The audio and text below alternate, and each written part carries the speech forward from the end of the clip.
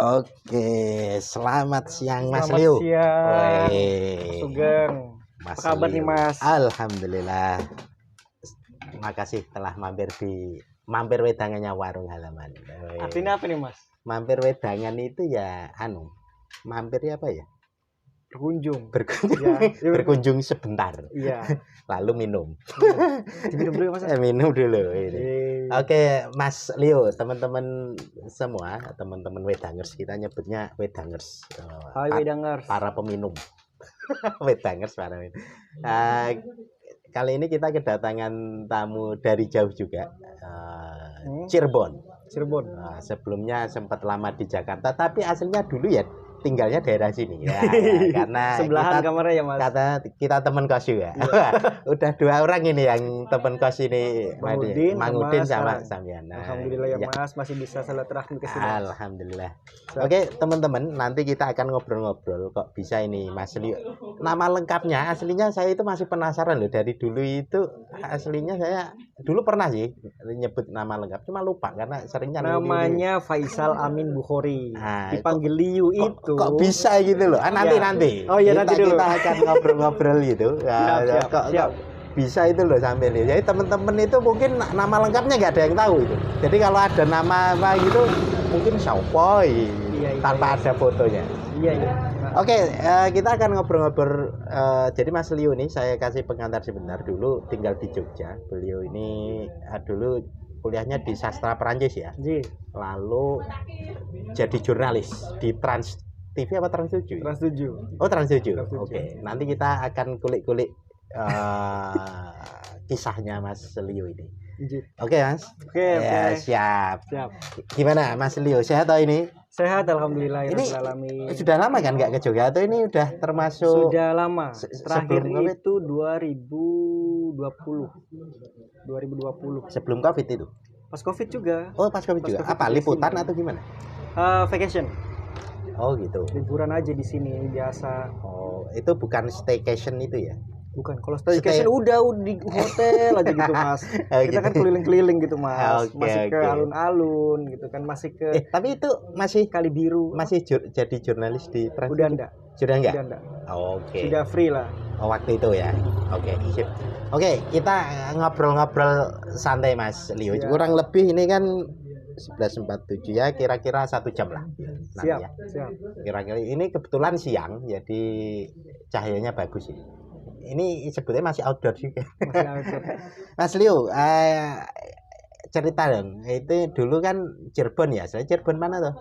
Aslinya Indramayu, Mas. Wah, aslinya Indramayu. Jadi bener Mang Udin kemarin itu nyebutnya Indramayu ya, bukan Cirebon ya? Bukan Cirebon. Oh, tapi memang di Cirebon itu kan memang ada keluarga. Oh, gitu. Kadang di Cirebon, kadang juga di Indramayu. Kalau lahir sekolah ya di Indramayu.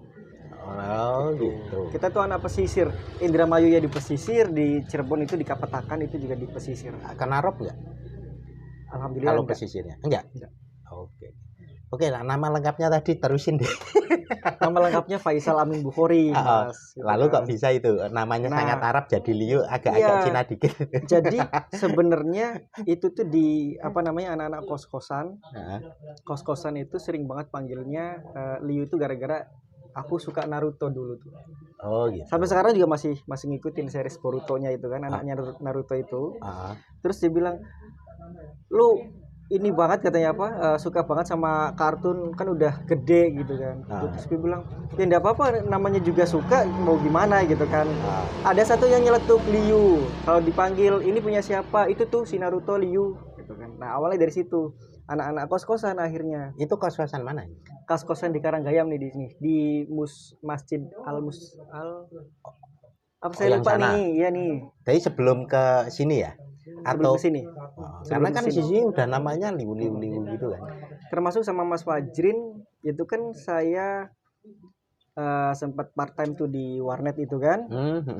Mas Fajrin sebenarnya di warnet itu angkatan pertama, Mas Fajrin angkatan kedua atau ketiga, itu diajak sama Mas Edi. Oh, itu baru ya? Baru. Warnetnya dulu 2008 saya masuk, warnetnya buka. Oke. Masuk kuliah maksudnya? Masuk kuliah. Dan itu pokoknya masih baru, masih belum, komputernya juga masih belum dipasang, bilik-biliknya juga masih belum kelar belum dipasang gitu kan. Itu dulu ada anak kos ada berapa sih, 3 atau berapa yang jaga warnet? Oh, ada Riyadi juga Riyadi, Fajri, 2 Oh, 2 ya? 2. Iya. Tapi intinya dia itu angkatan ke-3 ke-4 lah gitu. Oh. Jadi angkatan pertama ya saya sama Mas Edi waktu itu tuh di situ, di warnet itu. Okay. Gitu. Jadi kenapa bisa Liu, karena salah satu temen, kalau misalnya bilang Faisal mungkin karena terlalu panjang kali ya itu. Tuh Liu gitu kan. Nah, karena teman kosnya itu juga satu fakultas, di situ akhirnya menyebar gitu kan. Oh, dulu anak-anak FIB. Anak FIB. Jurusannya sama atau beda-beda? Ada jurusan Prancis ada, Indonesia ada, terus juga hukum juga ada. Oke. Darul Istiqomah ya di situ. Masjid Darul Istiqomah. Oh, oke. Saya nggak hafal sih. Nama masjidnya yang mana. Iya. Tapi gitu. Tahu sih ada masjid mana, cuma nggak hafal namanya. Iya. Jadi kalau misalnya untuk orang baru kita kenalan, misalnya Faisal gitu ya. Terus kayak jadi nanemin lagi gitu. Jadi ya udahlah seadanya aja gitu. Gitu. Kalau di Jakarta itu malah dipanggilnya Faisal. Karena kan kita punya name tag tuh kan. Oh, gitu. Biasanya orang tuh panggil walaupun nggak tahu nama kan ada bacaan. Makanya bisa berubah jadi Faisal. Oh, di Jakarta lebih ke Faisal ini ya. Iya. Namanya. Sebenarnya nggak mempromosikan nama saya Liu, itu nggak ada sebenarnya. Jadi pure dari celotehan temen awalnya akhirnya berkembang. Berarti hanya teman-teman yang di Jogja kebanyakan yang tahu itu. Di Jogja. Kalau yang di luar itu udah nggak jarang yang manggil Jakarta Faisal. Oke, lalu kan di Indramayu ya. Indramayu itu dulu kok kepikiran kuliahnya pengen ke Jogja gimana dulu? Atau memang saya pengennya memang kuliah di sastra bahasa awalnya sebenarnya itu kita kan dari keluarga pesisir, petani gitu ya. Lalu pada waktu itu saya kan ikut OSIS. Biasanya anak-anak OSIS itu lebih dekat sama gurunya, lebih lebih enak sama gurunya, lebih dekat gitu ya. Setiap hari ketemu sampai akhirnya dibilang ada seleksi penerimaan gitu dari universitas. Semuanya tuh yang dengar informasi pertama otomatis anak-anak OSIS. Dulu pengurus OSIS. Atau ketuanya? Ketua OSIS? Iya. Nah, dari situ biasanya juara kelas, juara gitu. Enggak malah. Malah telat terus gitu kan, karena mentang-mentang dekat sama guru pembina, jadi kalau telat ya gampang cincai lah gitu. Tapi jangan dicontoh. Dapat informasi pertama, ikut yang namanya program beasiswa di beberapa universitas. Salah satunya itu ada di UGM. Waktu itu yang diikuti sampai lolos terus jalan itu ada 2, PBUTM dari UGM sama super motivasi dari Pemda Kabupaten Indramayu. Gitu. Jadi bupati gitu kan. Super motivasi itu untuk semua SMA, SMK kelas 3 yang mau lulus.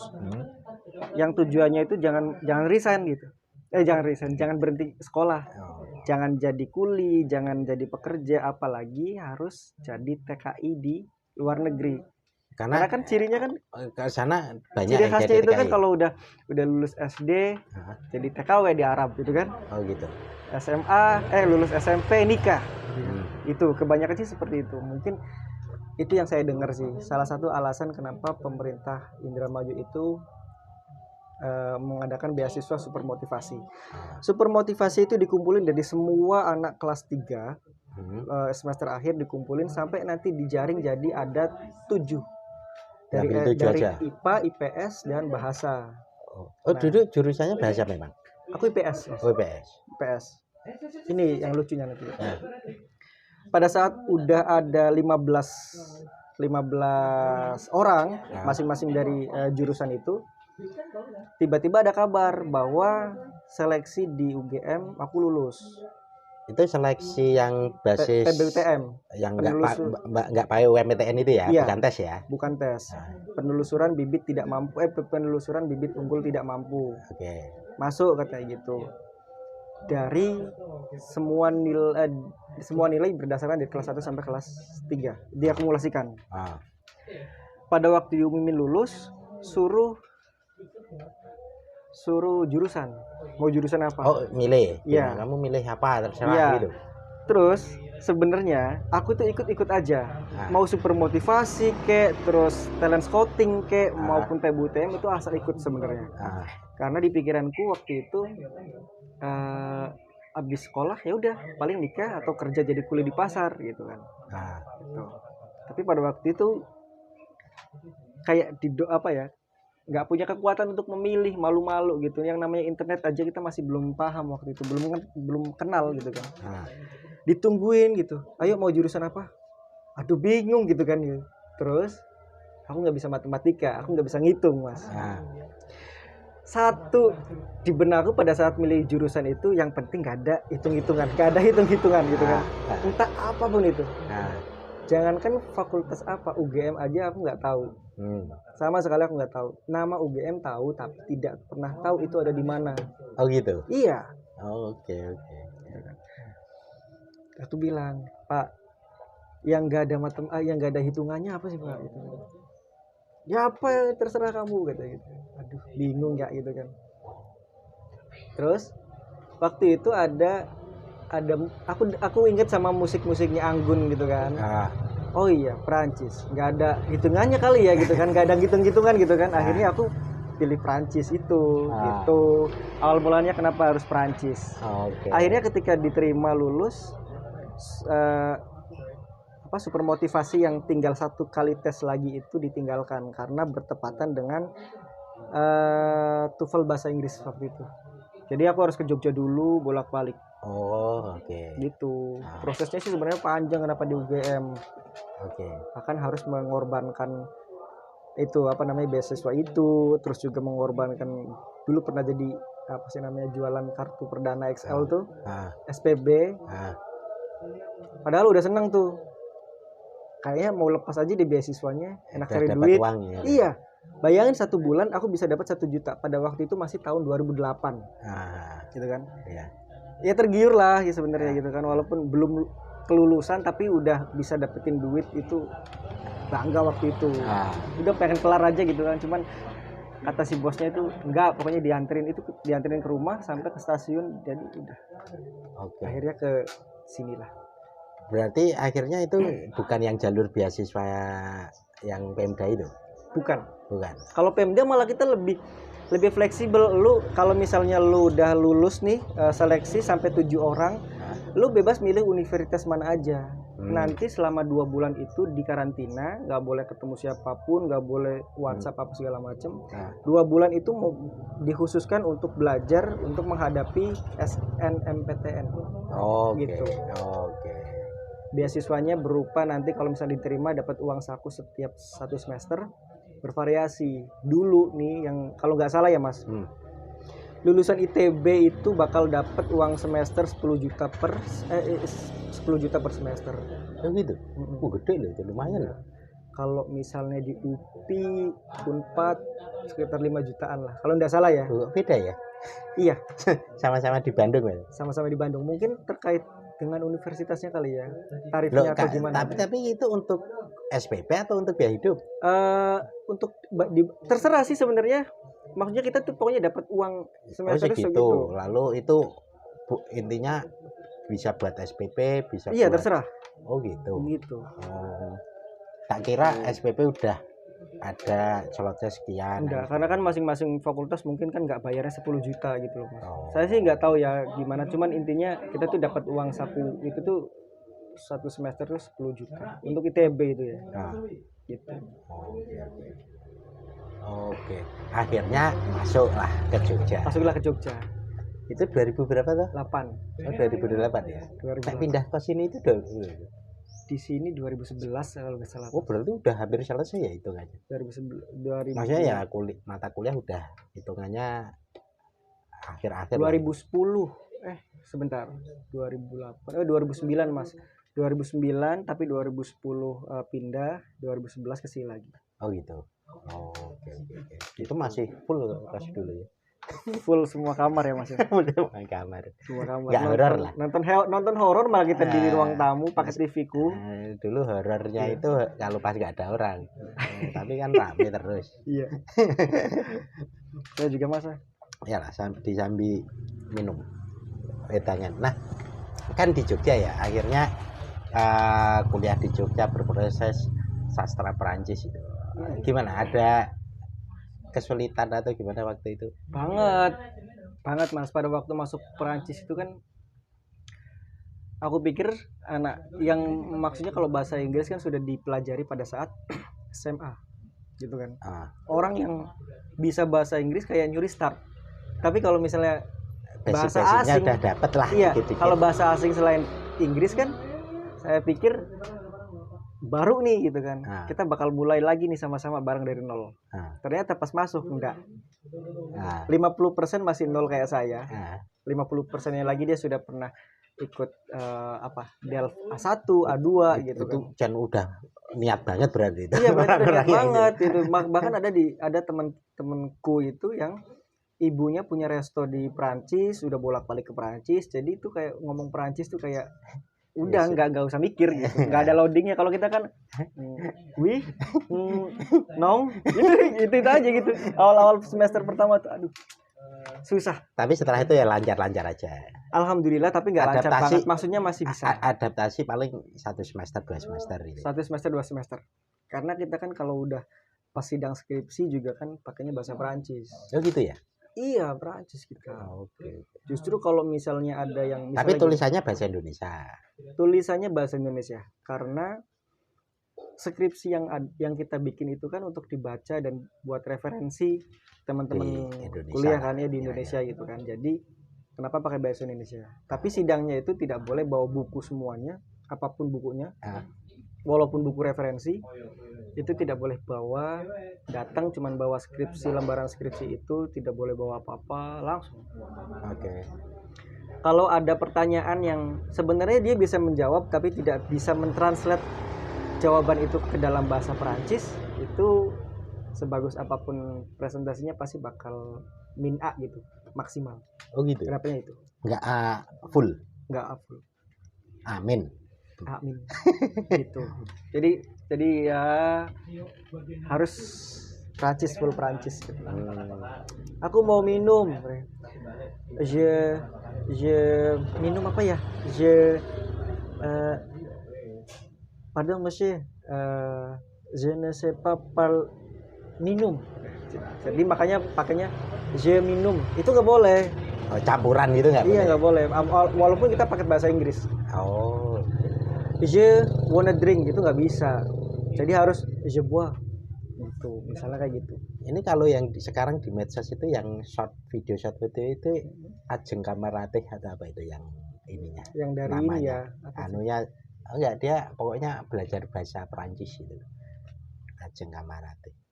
Kadang muncul jadi kan ada di itu. beranda. Bagus ya Mas yang pasti. Dia kayaknya memang tinggal di sana, nggak tahu apa. Itu. Pokoknya sebenarnya yang suka sama bahasa pasti gampang. Karena Perancis itu kalau tidak salah ya itu bahasa terberat ketiga. Karena itu kan mengenal laki-laki sama perempuan. Oke. Feminan, maskulang gitu kan. Kalau yang bilangnya cewek itu beda sama yang bilangnya cowok gitu kan. Kayak kata benda. Misalnya mobil. Mobil kita harus tahu mobil itu cewek apa cowok ya gitu. Terus motor cewek apa cowok ya. Gitu. Benda ada yang model cewek apa cowok. Semua benda itu feminan, maskulang. Kalau kita misalnya gini, voiture itu mobil itu perempuan. La voiture. Kalau kita bilangnya le voiture itu salah pasti. Oh gitu ya. Iya. Jadi harus tahu dulu feminan maskulangnya, perubahan bentuknya. Untuk subjek ada 6 kalau enggak salah ya. Kalau enggak salah ya padahal Prancis. Pokoknya ada 6 gitu kan. Tapi masih ingat loh, luar biasa, berarti sering dipakai. Enggak sih Mas, malah justru sangat kurang gitu karena ya itu kita kuliah di bahasa Perancis, sastra Perancis, kita tidak menggunakan ilmu itu di kehidupan sehari-hari. Sedangkan ilmu bahasa itu harus dipakai biar nggak hilang. Nah, Itu malah larinya ke jurnalis waktu itu. Sempet ada pikiran di 2017. Aku hilang nih bahasa Perancisnya. Aku pengen lagi bisa bahasa Perancis. Sampai akhirnya aku daftar di Euromanagement waktu di Jakarta. Di Jakarta. Euromanagement itu kan untuk anak-anak kuliah yang ingin melanjutkan studi di negara asing istilahnya gitu. Aku pengen jadi siswanya awalnya tuh biar bisa belajar lagi gitu loh Mas. Tapi pada saat itu bilang, kenapa nggak jadi dosennya aja? Aku bilang, bingung madam, kalau misalnya gue harus jadi dosennya, ya gimana, orang gue juga lupa gitu kan bahasanya gitu kan. Gue lupa bahasanya, terus tapi harus bisa mengajari anak-anak kuliah ini. Rata-rata anak-anak UIN Syarif Hidayatullah di situ. Di Ciputat ya. Iya. Tapi ya dikasih kata motivasi. Terus ada satu yang bikin aku setuju. Jadi bilang gini, kalau kamu jadi murid, yang kamu kuasai adalah ilmu yang diajarkan. Tapi kalau kamu jadi dosen atau jadi guru, ilmu yang kamu kuasai itu akan lebih berkembang. Tidak melulu ke bahasa itu, tidak melulu ke pelajaran itu. Kenapa? Karena malu dong kalau ditanyain orang misalnya, kita belajarnya 1 tambah 1 2. Tapi muridnya tanya, Pak, saya tanya 4 tambah 3 berapa? Kan kita belajarnya 1 tambah 1 2. Nggak belajarnya 2 tambah 3 7. 2 tambah 3 5. Gitu kan? Jadi dosen itu dituntut untuk bisa menguasai, bisa memahami gitu. Jadi nggak cuma satu kata itu aja yang bisa. Itu sih tantangannya pada waktu itu. Nah kok akhirnya nggak diambil tawaran? Aku ambil itu kan 1 semester. Oh gitu. 1 semester dan aku ikut tuh 2 semester 1 tahun. Tapi itu adalah program relawan. Kita dapat sertifikat itu karena memang awalnya tujuannya juga bukan untuk nyari duit kan di situ. Itu adalah memang pure nggak dibayar, kerjanya itu setiap seminggu 2 kali. Bebas aku milihnya kapan, tergantung dosennya. Karena waktu itu masih jadi jurnalis kan. Gitu. Jadi aku ngebagi sama jurnalis di tahun 2017. Oh itu 2017. Oke lah, sekarang langsung aja kita cerita ini soal jadi jurnalis kan selesai ya di sastra, sebutannya apa sih, sastra Prancis? Sastra Prancis. Oke, sastra Prancis itu 2000 berapa selesai? 2012. 12? Iya 2012 Agustus. Oke, itu akhirnya waktu itu langsung ke Jakarta atau gimana ya? Ceritanya di Trans 7 ya? Itu gimana itu? Iya pokoknya intinya sih setelah lulus itu kita kan masih kerja tuh, belum di warnet masih. Iya, saya tuh kerja di warnet iya, terus jadi Benteng Vredenburg juga iya di Malioboro itu. Terus aku jadi staf promosi di IO. Namanya kalau nggak salah ya, aku lupa dah. 3G Production. Oke. IO itu? Itu IO lebih ke buku sih, percetakan. Oh, buat diskusi buku. Pameran gitu. Buku. Oh, pameran buku. Kayak di Wanita Tama misalnya Okay. Jogja itu buku. Terus tahun berikutnya ada Jogja kembali pokoknya gitulah, Jogja itu buku kayak gitu lah. Untuk seluruh percetakan itu dipanggil, buka stand di situ, nanti ada penjualan buku, diskon buku gitu. Oke. Nah, pada waktu itu mau ada event di Jogja. Tapi ada temen yang bilang, temenin yuk katanya gitu. Mau daftar nih di Trans gitu kan. Itu pendaftarannya di Fakultas Kedokteran Hewan. Nah, aku datang pagi jam 10. Tapi pada saat kita datang, nomor antriannya itu 800 sekian. Sedangkan pada waktu itu, sedangkan pada waktu itu baru 56 atau berapa gitu yang baru masuk. Itu waktu itu Trans lagi populernya juga ya. Populernya OVJ waktu itu ya. Gitu. Jadi banyak banget di situ. Kita masuk. Lah ini 800 sekian, 863 kalau enggak salah. Kalau enggak salah ya Mas. Lupa kan. Dan itu baru antrian masuk tuh sekitar 60-70-an. Saya masih punya tugas buat ketemu sama orang radio di Jogja. Akhirnya aku tinggal. Udah kamu aja yang daftar. Nggak enak nih udah bawa proposal segala macam gitu kan. Akhirnya aku tinggal, Mas. Aku tinggal ketemu sama orang segala macam. Aku balik lagi ke Fakultas Kedokteran Hewan. Ba'da asar. Habis sholat asar, aku mampir tuh karena udah kelar tuh kan. Aku mau pulang itu biasa lewat sini. Ternyata masih rame. Entah kenapa di pikiranku nih mampir gitu kan, mau lihat aja gitu kan. Atau aku juga daftar, mungkin aja ada rezeki. Ternyata pada saat itu baru 10 menit demi Allah ya. 10 menit atau berapa menit gitu ya. Itu tuh pas nomormu. Nomorku sebelum nomorku. Misalnya aku nomornya 860-an. Jadi yang masuk tuh 862.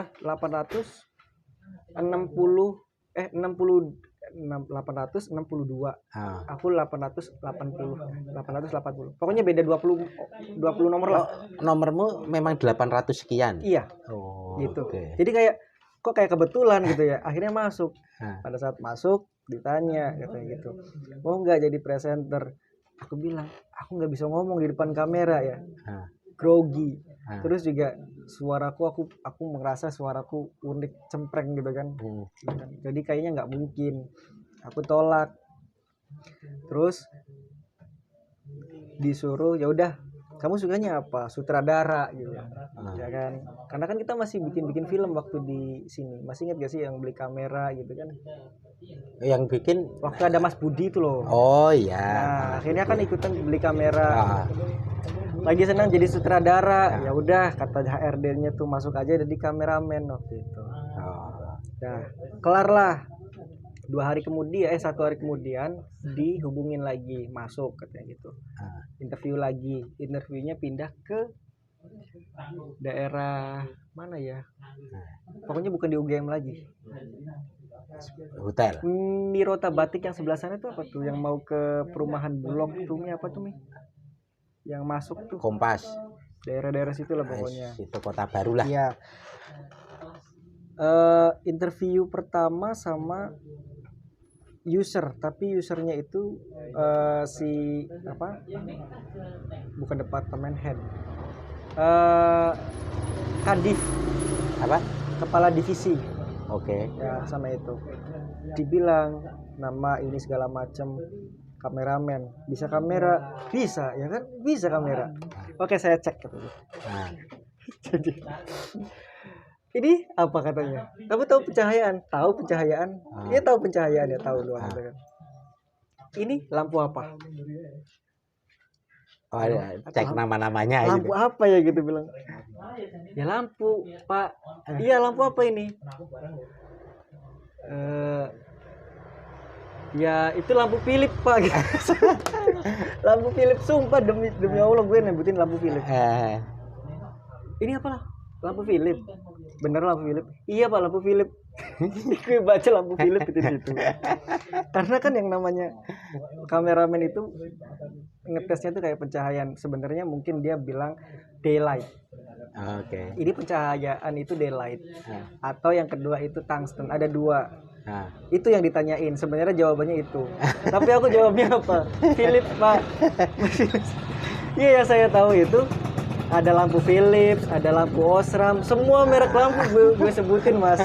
Demi Allah gue nggak bohong. Gitu. Lucu banget. Dan pada saat itu entah kenapa apa sih, kayak aku dikasih kesempatan gitu ya sama Allah, mungkin rezeki kali ya. Bilang gitu. Si penanyanya ngomong apa, tapi aku balasnya itu mungkin lebih sempurna daripada pertanyaan tadi. Aku bilang gini, Pak, saya tidak tahu ya teknik kamera itu seperti apa, pengambilannya seperti apa. Tapi selama ini saya bikin film sendiri, karya saya sendiri itu ya apa adanya gitu, nggak ada tutor, nggak ada guide. Yang jelas ada teknik pengambilan gambar dari low angle, high angle, iBird, apa sih namanya, gitulah kayak gitu ya. Terus ditanyain low bird itu apa, terus apa sih namanya, low angle itu apa, high angle itu apa. Aku nggak tahu mas sebenarnya, tapi aku ngecap sendiri aja gitu kan ngomongnya. Pokoknya ya low angle tuh kita ngambilnya dari bawah. Apa tandanya kalau kayak gitu? Ya tandanya untuk mengagumkan orang gitu kan. Jadi kayak sultan, raja biasanya ngambilnya dari bawah. Itu kan kayak ada karisma kalau dari bawah. Tapi kalau orang pekerja, buruh, pembantu misalnya itu kan biasanya ngambilnya dari atas. Jadi tuh kayak ada maksudnya kayak gitu kan. Aku nggak tahu yang aku sebutin itu bener atau enggak, tapi syukur alhamdulillahnya kok masuk gitu kan. Masuk sampai akhirnya ya udah tiba-tiba disuruh ke Jakarta, padahal di sini masih belum selesai waktu itu. Apanya yang belum selesai? Urusannya kayak kerjaan kan masih. Tapi udah lulus kan? Udah lulus. Udah wisuda. Udah lulus ya. Jadi langsung ke sana. Pada saat di Jakarta job desk-nya sebagai campers, kameramen gitu kan. Tapi di 1 bulan atau 2 bulan pertama itu sudah melenceng nih dari pekerjaan gitu. Nggak tahu kenapa tapi seringkali diajak jadi reporter waktu itu. Gitu. Jadi reporter. Awalnya jadi reporter terus itu ada kameramen sendiri atau ya double? Harusnya dalam satu tim liputan itu ada 3. Kalau di Trans 7 ya dulu ya. Ada driver, ada kameramen sama ada reporter gitu. Tapi ya itu aku bergeser tuh gara-gara gini. Mungkin pada saat itu reporternya kurang.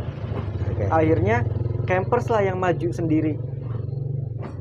Liputan menurut saya ya, liputan tanpa campers itu nggak jadi liputan. Tapi kalau liputan tanpa reporter pasti bisa jadi bahan berita.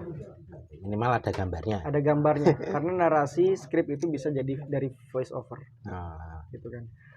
Pertama sekali, kedua, ketiga, keempat sampai akhirnya jadi VJ. VJ itu artinya kayak kita bilangnya single fighter. Gitu. Kameramen sendiri, PTC sendiri, tapi driver sendiri. Driver masih. Karena kan dia yang bawa mobil kan. Kadang kita yang minta tolong ke driver, bang tolong dong jagain kamera, takut jatuh kena angin atau kesenggol gitu. Biasanya kayak gitu. Yang still semua gambar kita yang ngambil, skrip kita yang nulis, kita yang bikin, PTC pun kita yang bikin. PTC apa sih? PTC itu yang ngomong di depan kamera tuh bang. Apa kepanjangannya? PTC? Apa ya, saya lupa ya. Tapi itu singkatan PTC iya, gitu. Singkatan. Jadi kalau sebelum misalnya di tengah-tengah atau di awal, bisa di akhir, bisa di tengah-tengah. Ada reporter yang bilang bridging, untuk bridging itu namanya PTC. Gitu. Akhirnya ya udah sampai akhirnya itu jadi VJ semuanya, single fighter. Sampai di Ayo Mudik juga akhirnya jadi reporter. Ya semuanya dilakuin lah. Gitu. Jadi akhirnya cuma sama driver sama kamu aja, satu mobil. Driver sama. Oke. Akhirnya itu selama berapa tahun itu untuk posisi itu? Selang-seling sih mas. Tapi kalau misalnya ada reporter ya aku jalan sama reporter. Aku jadi campers. Terus kadang juga aku jadi reporter, ada lagi kameramennya juga gitu kan. Jadi sebenarnya sampai berarti gantian-gantian lah. Iya. Berarti kadang lengkap kadang enggak. Kadang lengkap kadang enggak. Kayak gitu sampai akhir jabatan lah. Akhir jabatan. Itu jabatannya gimana? Strukturnya gimana? Sampai kamu terakhir posisi apa itu? Masih di sama video jurnalis itu. Video jurnalis. Tapi ada kayak jenjangnya apa gitu enggak sih di jurnal? Ada. Tapi mungkin lama di tempatku waktu itu. Gitu. Bahkan ada senior saya pun yang 11 tahun. Itu masih di posisi tim lapangan yang sama ya. Yang sama. Gitu. Oke. Nah, kalau areanya dulu mana aja? Maksudnya untuk penugasan kebanyakan dalam Pulau Jawa aja atau sebenarnya Indonesia semuanya? Sebenarnya sih semuanya. Cuman kan kita lebih banyak di Jakarta gitu kan. Lebih banyak memang di Jakarta. Iya, karena kan kita tapi memang ada beberapa program misalnya redaksi itu bakal DLK sekali dalam sebulan misalnya. DLK apa? Dinas luar kota. Atau mungkin dunia binatang. di Jakarta kan mungkin sedikit gitu ya, jadi mungkin kemana gitu kan, setiap 1 bulan itu kemana gitu, gitu ada jatahnya sendiri. Kalau untuk DLN biasanya kalau memang itu urgent banget, penting banget ya memang dari kita, tapi lebih banyak sih kita ada kerjasama sama pihak ketiga gitu untuk DLN. Oke. Nek sejauh ini pengalaman ini paling jauh mana liputannya? Tugas lo ya, bukan main lo ya? Lupa saya Mas. Di Sula. Sebenarnya aku nggak tahu itu paling jauh atau paling apa, tapi yang berkesan tuh itu di Sulawesi Pulau Utara. Sula. Mana itu? Ya, daerah Sulawesi ya. Enggak, kurang tahu. Saya browsing lagi Pulau Sula. Karena itu tuh ada acara muri sebenarnya. Jadi itu kayak bakar ikan terpanjang di Indonesia. Tapi kita tuh jalan ke sana tuh kayak sulit banget gitu kan. Kita dari sini ke Ternate, nanti ke Ternate itu pakai pesawat kecil gitu kan. Nyampe sana juga nggak ada sinyal, lampu juga masih belum tersedia banyak gitu kan. Masih ibaratnya masih banyak hutan gitu kan.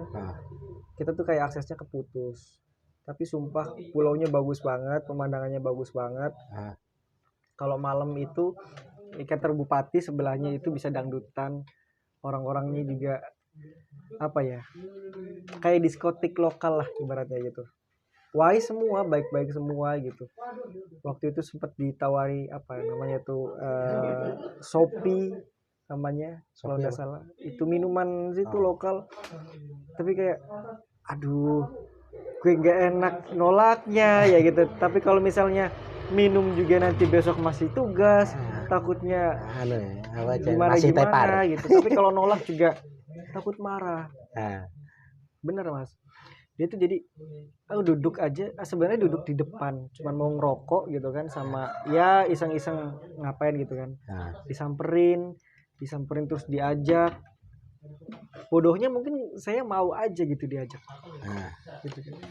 Mungkin bodohnya itu. Cuman ya memang nggak ada apa-apa. Baik banget mereka gitu, malah ketika duduk di tempat itu ada cewek tuh yang gangguin. Maksudnya kayak ngerayu gitu kan.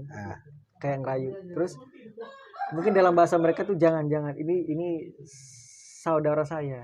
Jangan, ini saudara saya. Ini tuh yang mau acaranya si bupati. Ini tuh orangnya bupati, jangan diganggu gitu. Gitu kalau nggak salah ya kata-katanya. Itu mentranslate sendiri. Mereka kan pakai bahasa mereka sendiri. Gitu. Pas pulangnya, jadwal pesawat itu kan cuman sekali dalam seminggu. Oh gitu. Jadi pada saat kita mau pulang ternyata apa sih, nggak dapat pesawat. Akhirnya berarti lama di sana. Iya, jadi akhirnya kita nunggu lagi 1 minggu lagi. Kita bingung 1 minggu itu mau ngabarin ke kantor juga karena nggak ada internet. Oh gitu. Iya, sampai akhirnya 2 minggu itu dia. Iya, 2 minggu. Nah, jadi pada saat dapat di minggu berikutnya, kalau nggak salah itu waktu itu sama Joy Tobing, 1 pesawat. Joy Tobing. Iya, rombongannya. Pesawatnya itu cuma muat 8 orang kalau nggak salah. Oh gitu. Sushi Air. Gitu. Kita sampai kenal sama pilotnya. Ada mungkin apa ya, pengalamannya itu mungkin baru pertama kali naik pesawat kecil. Pada saat kita lepas landas itu kayak kita goyangnya tuh kerasa banget, tapi jadi seru. Kita mau jatuh tapi pada ketawa. Serius. Terus pada saat dekser gitu ya. Terus pada saat kita nyampe di Ternate nih Mas, mau mendarat itu kita nggak jadi mendarat Mas. Karena mungkin si kopilotnya belum handal mungkin ya, atau mungkin ada kesalahan teknis. Kita tuh mau mendarat tapi udah mau ujung laut gitu. Kalau diterusin kita nyebur ke laut. Jadi kita udah mendarat naik lagi kayak gitu Mas. 2 kali kayak gitu. Tapi jadi seneng sih, seru gitu. Tahun berapa itu? Tahun berapa ya? Antara tahun 2016-an lah. 2015-16 itu. Oh, gitu. Seru banget sebenarnya. Jadi jurnalis gue nggak tahu ya. Bidang gue Perancis, pendidikan gue Perancis tapi kenapa bisa jadi jurnalis, mungkin itu sudah garisnya gitu ya. Nah. Dan syukur alhamdulillah gue menikmati, sangat menikmati sekali gitu. Nah, itulah. Nah, kalau selain itu ada, itu kan berarti Ternate ya, bukan Sulawesi yang bukan Sulawesi Utara. Iya, maksudnya kita transitnya ke Maluku maksudnya. Kita transitnya ke situ, Maluku ya. Maksudnya Maluku ya. Berarti. Nek di luar itu sering, maksudnya dinas kayak Kalimantan, Sumatera itu. Kalimantan iya sering lah Mas. Sering ya? Sering, pasti setiap bulan tuh ada. Mesti ya berarti. Ada yang mesti, ada yang enggak mesti. Karena kan kondisional sih sebenarnya. Oh iya, tapi maksudnya kayak semua pulau udah pernah ya? Maksudnya kayak Sumatera pernah tugas, Kalimantan pernah. Papua pernah, Papua belum. Papua yang belum. Tapi belum. Kalimantan, Sulawesi udah. Nah, udah ya. Ya lumayan lah jalan-jalan. Lumayan jalan-jalan, lumayan menantang.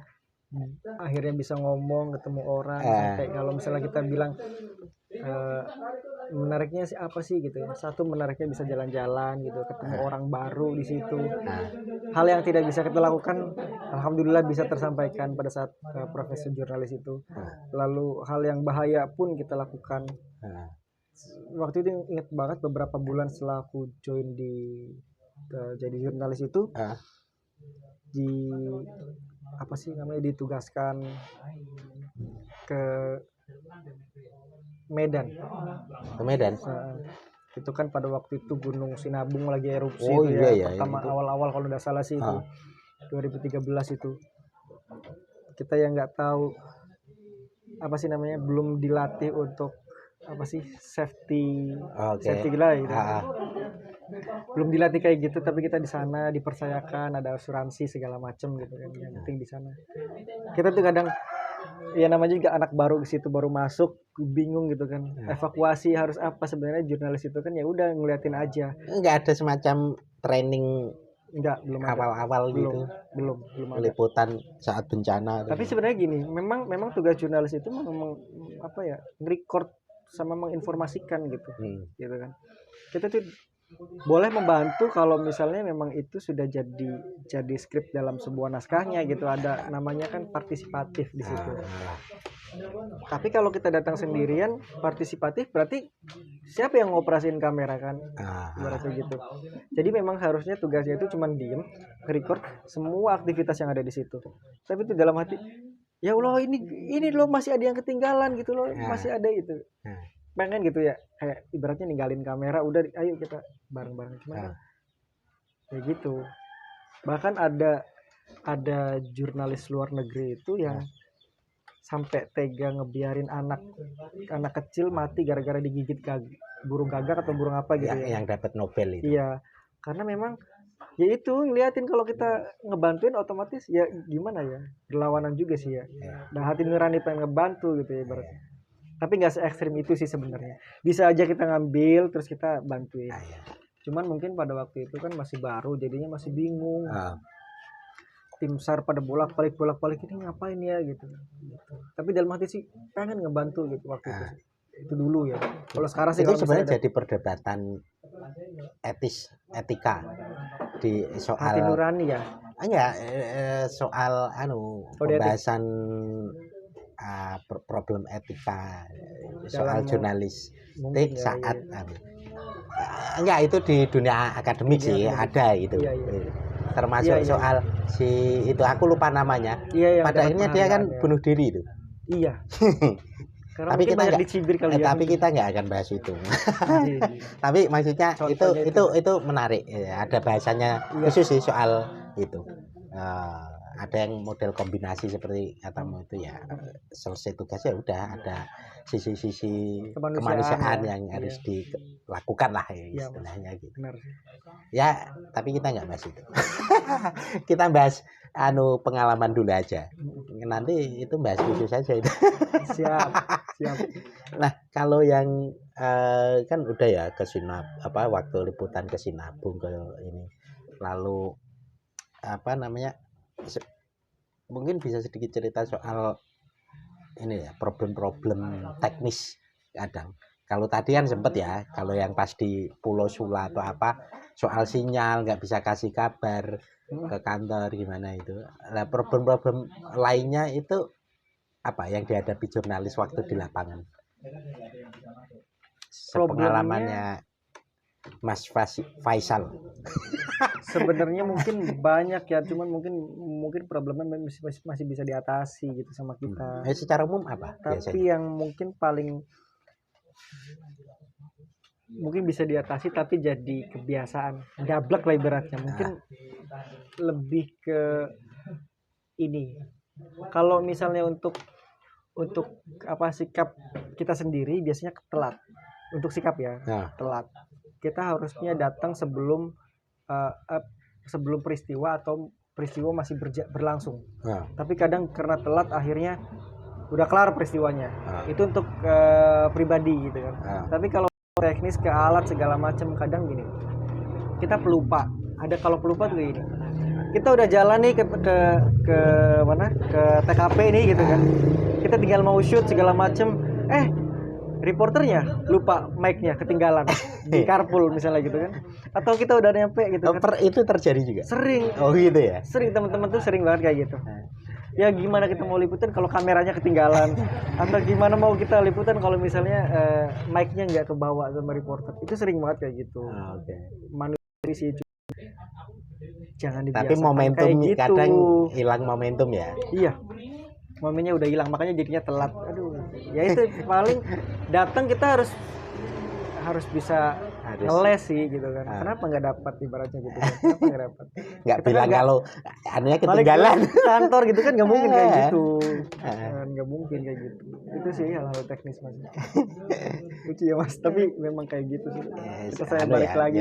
Sering lah ya ada hal-hal lucu gitu. Hal-hal lucu yang mungkin berkesan apa? Saat tugas ya sampai sekarang sih hal lucu itu ada teman saya, kita tuh baru aja kelar liputan, udah dari pagi sampai sore, kelar tuh asar tuh gitu kan. Kita lagi habis briefing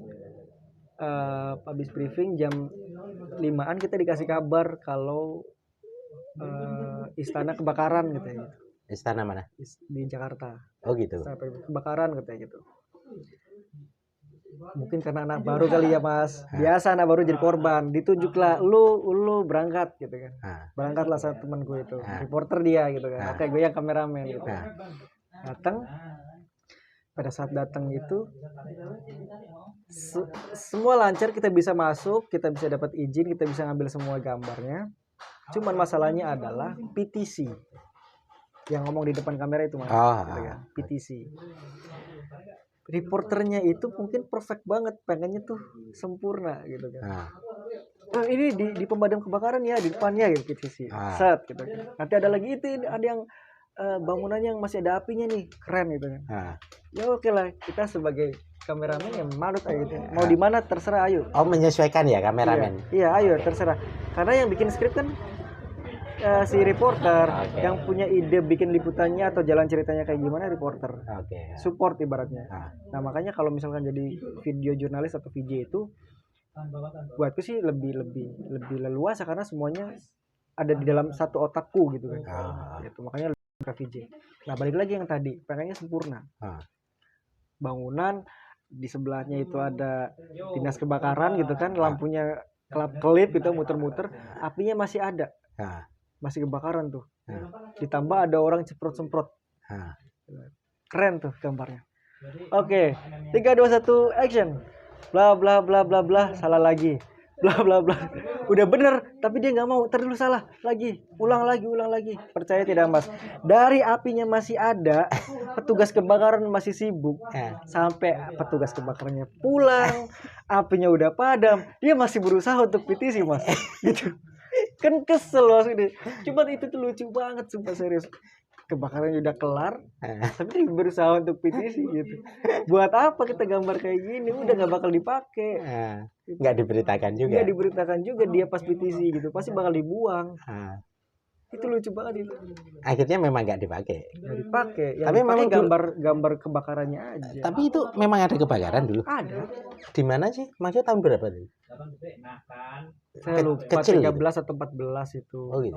Ya di istana, di bagian gedung keberapa gitu, administrasi atau apa. Tapi nggak gede. Polsek. Enggak sih, enggak terlalu gede, tapi kebakaran kan lumayan sih. Baru. Ya bisa buat berita juga lah. Memang semuanya itu bisa dijadikan berita kalau di dekat ibu kota. Gitu ya. Pasti. Kebijakan-kebijakan, politik, apa sih namanya, isu-isu itu semuanya bisa diangkat sebenarnya. Tapi kalau liputannya semuanya atau ada kayak tema, maksudnya kalau tergantung politik tema, atau bencana atau apa? Tergantung gitu? Tema, tergantung dari divisinya. Kalau tergantung dari programnya. Aku itu divisi. Dulu program apa sih kamu? Aku divisi di mana-mana. Di mana-mana, tapi kan di rolling. Pemberitaan semua ya? Iya, jadi misalnya gini, di departemen 1, departemen 1 divisi news. Beda sama divisi 2 programnya untuk soft news. Departemen 3 untuk lebih light gitu kan. Okay. Itu semua sama-sama berita tapi kan beda gitu. Kalau misalnya redaksi itu kan yang straight news. Kayak redaksi itu kan berita yang kita lihat biasa berita itu berita straight to the point. Kalau misalnya ada di departemen 3 itu juga berita tapi lebih light, lebih fun, lebih ke magazine gitu kan. Kayak misalnya contohnya Bolang itu kan berita tapi kan dikemas lebih light itu, lebih ceria, lebih menarik ya. Tapi kan ada unsur pemberitaannya, informasinya. Atau mungkin kita yang suka, dulu kita pernah malam Jumat lihat Dua Dunia. Habis lihat Dua Dunia kita main kartu. Nah itu tuh sebenarnya berita. Aku pikir kan itu kayak program hiburan gitu kan. Ternyata itu berita. Itu masuknya ke departemen 3 magazine. Jadi kenapa bisa dijadikan sebagai news atau topik berita? Karena ada tanya jawab, terus kayak menguak informasi tertentu terkait si tempat itu. Jadi ada informasi pemberitaannya. Tapi termasuk di dalam berita masuk. Beda lagi kalau misalnya broadcast ini apa namanya produksi. Kalau yang di studio itu biasanya produksi. Misalnya Hitam Putih, Brownies gitu ya. Itu tuh. Tapi dulu pernah rotasi ke situ ya? Enggak. Beda, pokoknya produksi sama news. Kalau news itu yang kayak tadi tuh news departemen. Kalau produksi. Kadang kita nggak ketemu sama orang-orang ini. Gitu ya. Ketemunya yang paling pada saat di store kamera itu. Tapi kita nggak pernah kerja bareng. Ada sih mungkin pada saat ini ya di studio dia lagi syuting, kita kan juga mengejar artis nih gitu kan. Ternyata artisnya lagi syuting di studio, ya udah kita ketemu sama mereka gitu. Baru ketemu gitu. Tapi kalau untuk barang-barang divisinya, barang-barang tempatnya itu enggak. Misalnya kita di lantai berapa gitu, kalau produksi di lantai berapa gitu. Ya ketemu sih sebenarnya. Ketemu di lapangan. Oke, ini kita sudah mau 1 jam sebelum kita akhiri. Tapi masih ada sesi soal. Kan udah selesai itu. Alasannya gimana itu? Lalu nanti ini kan baru mau mulai buat sebagai konten kreator ini kan. Nanti cerita deh. Boleh. Gitu. Gimana kok berhenti jadi jurnalis? Itu kalau gimana? Kita ngomong ya dalam hidup aku nggak pengen maksudnya dalam hidup aku nggak pengen ada penyesalan. Karena setiap apapun tindakan yang kita lakukan itu berdasarkan apa yang sudah kita pilih. Ya. Kecewa dengan pilihan iya mungkin gitu, tapi tidak sampai menyesal karena pure ini pilihanku. Keluar dari Trans itu pada waktu itu mungkin pergaulan kali Mas. Kenal dengan ini segala macam gitu kan, dengan gaya hidup mereka sampai penasaran kerja apa sih gitu kan. kerja apa sih gitu. Pada saat kita lagi dinas, tiba-tiba yang ini lagi party, yang ini lagi kumpul gitu. Jadi tuh kayak pengen ada di situ gitu bareng sama mereka. Gitu. Sama aja kalau misalkan di sini kan pengennya ikut gitu kan, nimbrung kemana-mana gitu. Kalau di Jakarta tuh ketika kita lagi ada tugas, mereka lagi kumpul, lagi party, lagi apa segala macam. Sampai akhirnya memutuskan untuk resign dengan income yang lebih besar supaya bisa lebih gabung gitu di lingkup teman-teman itu. Akhirnya resign di tahun 2008. 2000 berapa? 18. Oh, 18. Sorry 2018. Akhir ya 2019 lah ya. Antara 2018 akhir aku resign dan masuk jadi marketing komunikasi di Jakarta masih. Di Jakarta. Di salah satu majalah waktu itu. Majalah. Tapi seperjalanan waktu itu kayak ngerasa kurang, jiwanya kurang gitu ibaratnya. Passionnya kurang. Passionku ternyata mungkin di jurnalis gitu kan. Mungkin pada waktu itu hanya ego semata. Pengen dapat penghasilan gede. Pengen kumpul bareng sama teman-teman. Pengen bisa healing sama mereka gitu kan. Cuman sekali lagi bahwa memang pertemanan itu sebenarnya nggak akan putus. Cuman mungkin kesibukan pasti akan berubah seiring bertambahnya usia. Mereka misalnya menikah, punya anak, nggak mungkin selamanya mereka bakal ada buat kita gitu. Mereka akan memprioritaskan keluarganya, anak-anaknya gitu. Sampai akhirnya kan kalau ngomong bubar, nggak bubar, masih bersilaturahmi, cuman memang tidak intens untuk ketemu. Tapi tawaran tadi memang penghasilannya lumayan, beda. Penghasilannya lumayan. Makanya dengan waktu di ini beda lah. Iya. Oh gitu. Beda. Terus tapi kan ya itu ngerasa kayaknya bukan ya. Jiwa gue di sini bukan gitu kan. Akhirnya gitu. Kayak apa ya, teriak lah ibaratnya ya, cuman tapi nggak se ekstrim itulah. Pindah lagi, nyari kerjaan yang lebih baik lagi, marketing komunikasi lagi, markomsam. Jadi sebenarnya sama terakhir itu di Oktober kemarin, itu tuh masih di posisinya marketing komunikasi. Di perusahaan IT untuk perkapalan, alat komunikasi perkapalan via satelit. Gitu. Di situ terakhir sampai ada yang bilang saudaraku, Mas bikin aja ini, kan suka kamera, suka ini, bikin aja lah gitu, liputan-liputan ala-ala sendiri. Sampai akhirnya ya adalah YouTube ini, di channelnya Cipta Media Fraternitas. Gitu. Sampai akhir memutuskan untuk ya udahlah di sini aja, toh nggak dapat, mau dapat duit ataupun tidak dapat duit, insya Allah gue suka nih sama keseharian kayak gini-ginian gitu kan. Ya udah akhirnya dari situ beli komputer, beli tripod, beli clip on semuanya gitu kan, dengan harapan bisa menyalurkan hobi dan kesenangan. Bagaimana soal pendapatan dan lain sebagainya, wallahu a'lam, ya kan. Kita nggak pernah harapan untuk mendapatkan bayaran ada, tapi tidak fokusnya ke situ. Kita lebih fokus untuk gimana bisa bikin konten yang menarik, konten yang bermanfaat dan ada nilai beritanya, sesuai dengan pengalamanku sebagai jurnalis gitu. Jadi kayak ingin mempromosikan, ingin menginformasikan. Perkara dapat duit atau enggak ya terserah gitu kan.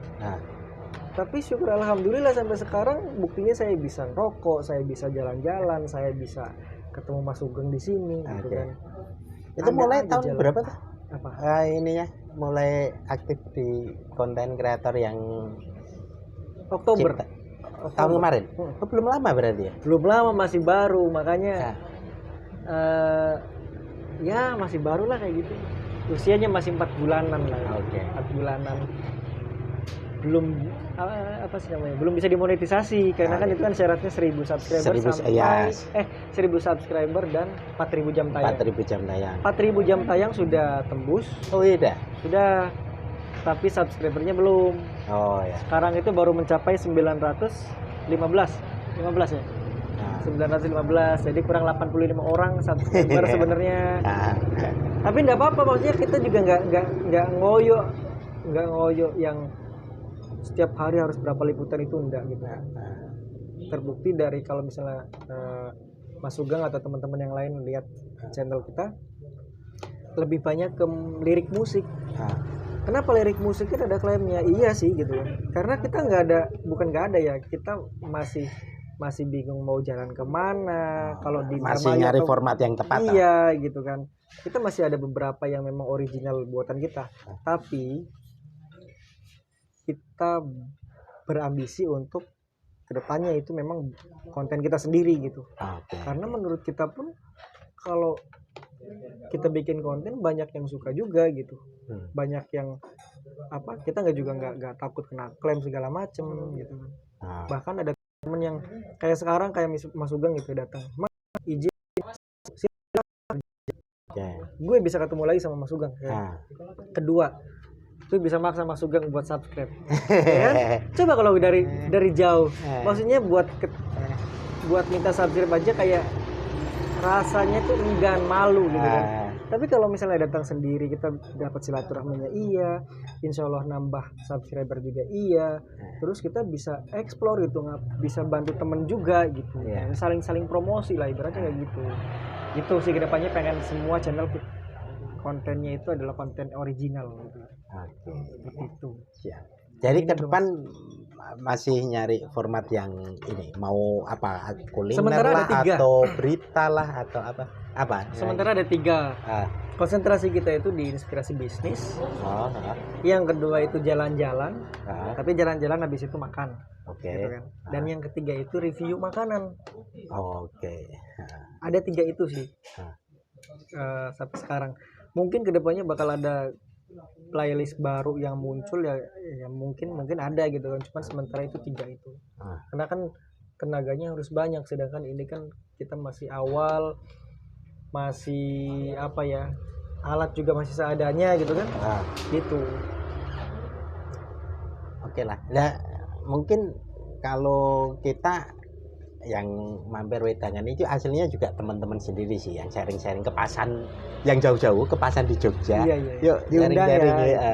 Kalau aslinya juga ya mau nggak berbiaya aslinya, karena memang belum ada yang bisa jadi sama ya kayak gitu mah. Jadi lebih ini. Jadi memang kebetulan temen bisa sharing ya sharing ya, lalu kebetulan ini ya udah ada tempatnya gitu, ya udah ngobrol. Seneng sih Mas bisa silaturahmi lagi. Ini sampean yang ke ini loh. 28 kayaknya kalau nggak salah. 28 host bintang tamu. Episode 28. Iya, harusnya ini saya suka yang ganjil. 9, 19 itu. Oh gitu. Ya berarti kalau nggak 27 28. Iya. Itu. Oke lah, semoga inilah nanti bisa teman-teman bisa lihat liputannya juga di hasil liputan kreasi yang YouTube baru itu. Namanya apa? Cipta Media Fraternitas. Kok namanya panjang banget? Itu artinya apa sih? Awalnya sebenarnya kan fraternitas itu kan dari ini ya, dalam KBBI itu persaudaraan, bersaudara, terus juga kawan, kolega, partner gitu kan. Nah jadi kenapa fraternitas itu, karena itu awalnya karena dibuat dengan hubungan kekeluargaan lah. Kayak Mas Sugeng nih, saya mau bikin liputan inspirasi bisnis karena kan ada hubungan dulu nih sama Mas Sugeng. Fraternitas itu masuk. Terus kenapa ada Cipta Media? Karena kita sebenarnya punya planning kalau misalnya nih dikasih rezeki sama Allah gitu ya. Terus diperbesar nih, rezeki masuk terus. Kita tuh pengen bikin dari konten ini nih kayak lapangan pekerjaan buat mereka gitu. Jadi ada editor, ada tim liputan juga gitu. Insya Allah sih pengennya kayak gitu. Makanya ada Cipta Media. Kita pengen menciptakan media tapi yang bermanfaat juga buat orang yang lihat, buat orang di sekitar juga gitu, sebagai nanti yang akan menjadi tim kita nantinya. Kapan atau kapannya sih nggak tahu, yang harapannya ada. Ada rencana juga. Ada harapannya ke situ. Oke, Mas Liu alias Mas Faisal. Kita obrolannya lumayan asik ini karena sejak kuliah itu sering, dulu kita sempat main bareng-bareng ke pantai yang nginep itu ya. Pantai Mas, ya. Nginep ketemu sama itu yang bareng Mang Udin itu juga. Gitu kan, iya. Mang Udin yang saya tinggal itu. Anjang itu. Yang kita sholat asar terus ada suara kerbau tapi disangka suara kentut yang akhirnya batal semua itu sholat asar apa sama Mas Muli. Muli ya. Mas Muli, Mas Martin. Dia sekarang di ini Purwakarta. Belum lama ke sini liburan itu. Cuma waktunya pendek jadi nggak sempat lama. Enggak ke sini. Saya tahu di Facebook. Iya, ini nggak lama. Gitu. Mungkin itu Mas Liu, kita sudah 1 jam kurang lebih 1-2 menit lah kira-kira gitu. Ya. Terima kasih telah datang. Terima kasih. Dan semoga lain waktu bisa ngobrol-ngobrol lagi. Amin. Dan semoga next juga bisa mampir lagi ke sini, bikin karya bareng lagi sama Mas Sugeng ya Mas. Ini jauh-jauh dari Indramayu berarti ya? Cirebon saya tadi. Oh dari Cirebon? Kemarin dari Cirebon. Oke dari Cirebon lalu datangnya berangkat Minggu atau Senin? Berangkat Senin nyampe sini sore. Oh Senin pagi? Senin pagi jam 10. Oke. Pagi sampai sini sore. Oke lah kapan-kapan semoga bisa main ke Cirebon atau Indramayu. Amin. Tapi saya pernah ke sana lah. Jalan-jalan ke keraton Mas. Oh udah pernah. Udahlah dikit-dikit saya udah pernah main-main daerah sana. Oke gitu ya Mas Leo. Terima kasih atas obrolannya. Sama-sama, semoga Mas. ketemu lewat dan teman-teman jangan lupa like, comment, and subscribe. Wah itu ben kita kayak YouTuber benar. Padahal ya belum banyak juga. Gitu ya, makasih. Terima kasih Mas Sugeng. Terima kasih.